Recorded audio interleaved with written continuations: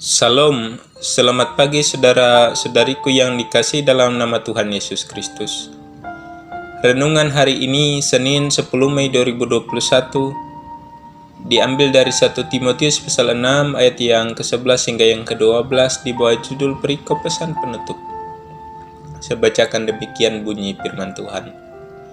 Tapi engkau hai manusia Allah, jauhilah semuanya itu, kejarlah keadilan, ibadah, kesetiaan, kasih, kesabaran, dan kelembutan. Bertandinglah dalam pertandingan iman yang benar dan rebutlah hidup yang kekal. Untuk itulah engkau telah dipanggil dan telah engkau ikrarkan ikrar yang benar di depan banyak saksi. Sebelum kita merenungkan firman Tuhan, mari kita berdoa. Ya Allah yang Maha Kuasa, kami mengucap syukur atas penyertaan-Mu bagi kami, yang terus memberikan kekuatan dan menjadi sumber pengharapan. Kami kembali akan merenungkan firman-Mu pagi ini. Mohon pimpinan-Mu dalam Roh Kudus, agar firman-Mu tinggal diam dan berbuah dalam kehidupan kami. Amin. Saya membuka renungan pagi ini dari kisah di STTGKE. Seperti layaknya sekolah teologi lain, STTGKE menyediakan asrama bagi mahasiswa barunya. Kecuali dalam masa pandemi sekarang, hal tersebut masih urung dilakukan. Walaupun ibadahnya tetap berjalan secara virtual sebagai sarana pembinaan.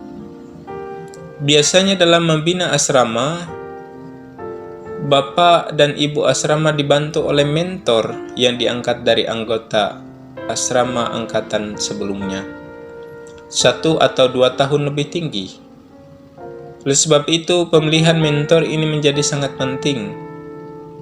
Seorang mentor harus memiliki sikap yang baik, hidup yang benar, dan bisa menjadi teladan. Sebab ialah yang akan tinggal di asrama bersama anggota asrama yang baru dan menjadi pemimpin dan contoh bagi mereka. Kita pasti pernah mendengar pepatah berkata, guru kencing berdiri, murid kencing berlari.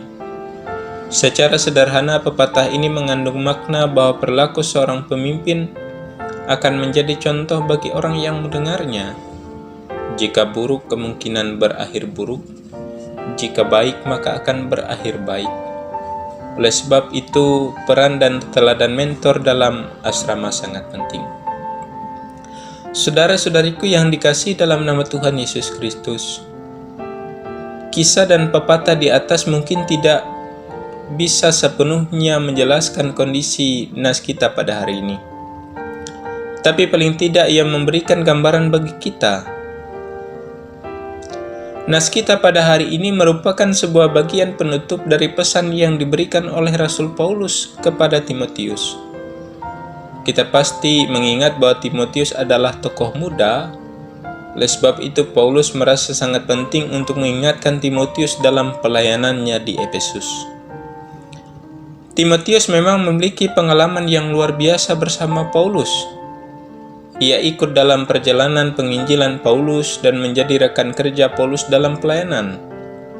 Paulus sebagai mentor memang sudah menyiapkan ia, ibarat pepatah tadi. Paulus sudah menjadi guru yang memberikan teladan yang baik bagi muridnya Timotius. Namun, sekarang Timotius dipercayakan seorang diri untuk melayani, bahkan memimpin sebuah jemaat yang penuh dengan persoalan di Efesus. Untuk terus mendampingi Timotius dalam pelayanannya, Paulus merasa sangat penting untuk memberikan wejangan kepadanya, agar terus bertahan dalam pelayanan. Paulus menyadari bahwa sebagai seorang muda, Timotius memiliki kekuatan untuk melayani. Namun di sisi lain, karena kemudaannya, mungkin akan banyak orang yang akan meragukan pelayanan dan kepemimpinannya. Sebagai seorang rekan kerja, terlebih mentor bagi Timotius, Paulus terus memberikan bimbingan kepadanya. Dalam nas kita pada hari ini sekali lagi dikatakan, Tapi engkau, hai manusia Allah, jauhilah semuanya itu. Kejarlah keadilan, ibadah, kesetiaan, kasih, kesabaran, dan kelembutan. Bertandinglah dalam pertandingan iman yang benar dan rebutlah hidup yang kekal. Untuk itulah engkau telah dipanggil dan telah engkau ikrarkan ikrar yang benar di depan banyak saksi. Perhatikan teks ini. Paulus menyebut Timotius sebagai manusia Allah. Tetapi engkau, hai manusia Allah.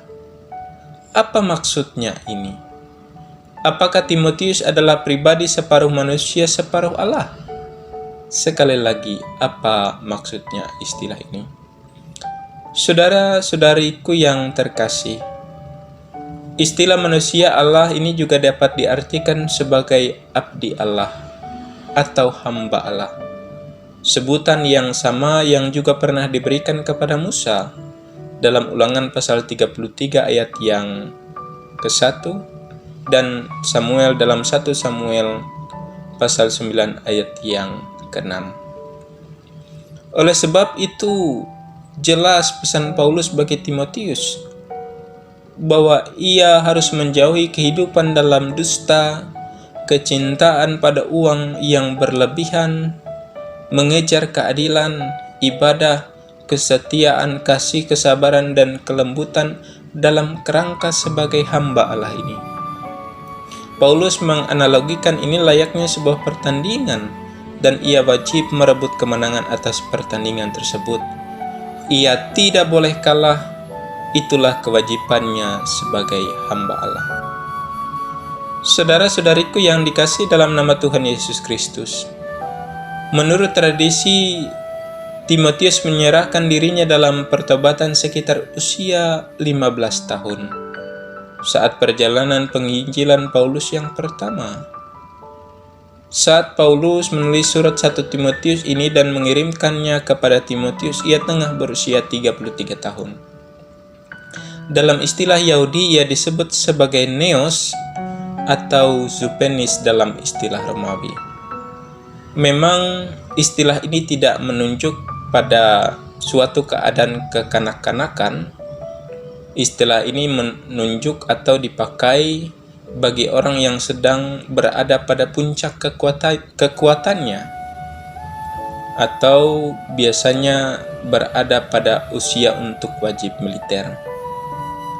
Namun sebagai guru dan pembina jemaat, Timotius dipandang masih muda, sebab ia berhadapan dengan para penetua dan diakan yang lebih tua darinya.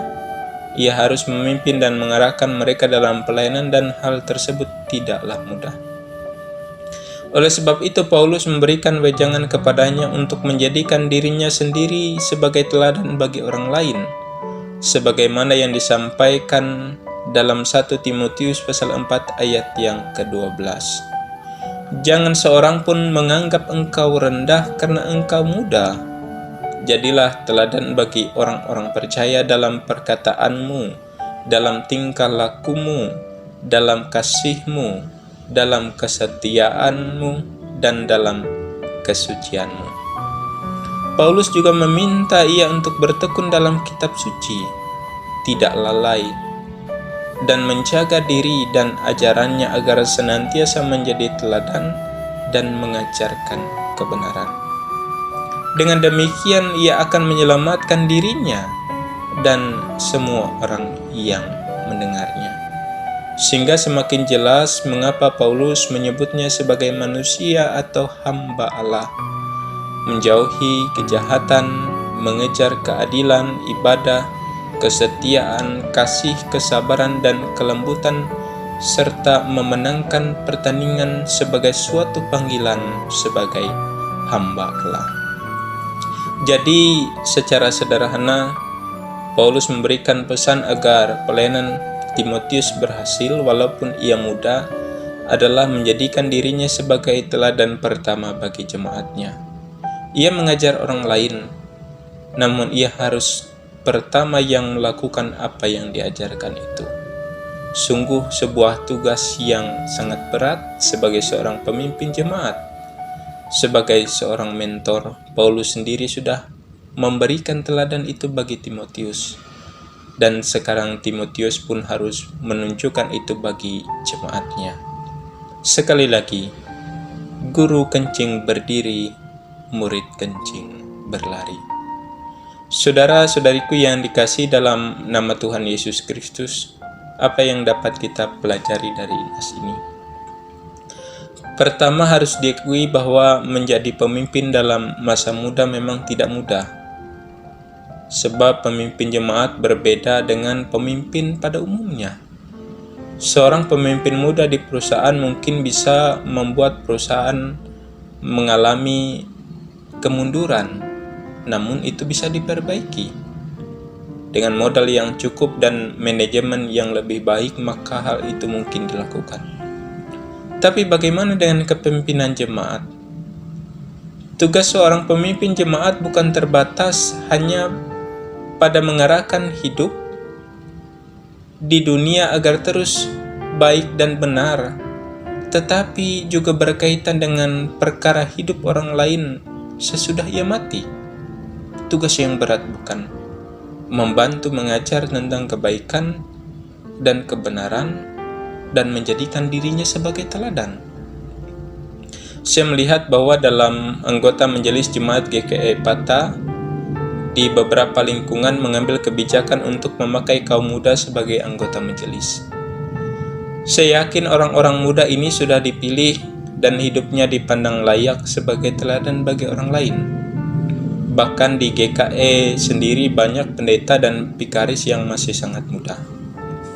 Oleh sebab itu, melewati nas ini ada wejangan yang diberikan bagi pemimpin-pemimpin muda untuk senantiasa menjaga dirinya menjadi teladan. Sebab pelayanan itu tidaklah mudah. Tapi kita yakin dengan pertolongan Tuhan dan kehidupan yang benar di dalam iman, semuanya pasti dimampukan. Walaupun pada dasarnya semua orang percaya harus menjadi teladan, baik bagi dirinya sendiri maupun keluarganya. Teladan penting bagi siapapun. Sebagai pemimpin tua dan muda layaknya Paulus dan Timotius dalam sebuah kemajelisan atau pelayanan, kita wajib saling bekerja sama membangun jemaat di dalam pelayanan yang ada. Kedua, Paulus menyebut Timotius sebagai manusia Allah atau abdi Allah atau hamba Allah. Jadi kunci pelayanan tersebut menunjuk pada kerendahan hati sebagai seorang hamba. Seorang hamba berarti datang bukan untuk dilayani, melainkan untuk melayani. Konsep ini yang diajarkan oleh Paulus. Bahkan sebagai pemimpin jemaat, ia adalah hamba bagi Allah. Ia menjadi pemimpin untuk melayani Allah. Jadi pelayanan seorang pemimpin di dalam jemaat sebagaimana yang disampaikan oleh Paulus kepada Timotius adalah sebuah pelayanan sebagai hamba bagi Allah. Pelayanan yang layaknya sebuah pertandingan yang mewajibkan kita untuk menang.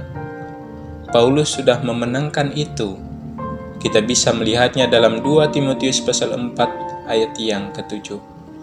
Aku telah mengakhiri pertandingan yang baik.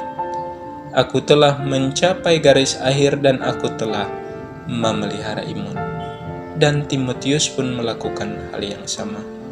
Keduanya mengakhiri pertandingan dengan baik dan memenangkannya menjadi teladan bagi kita.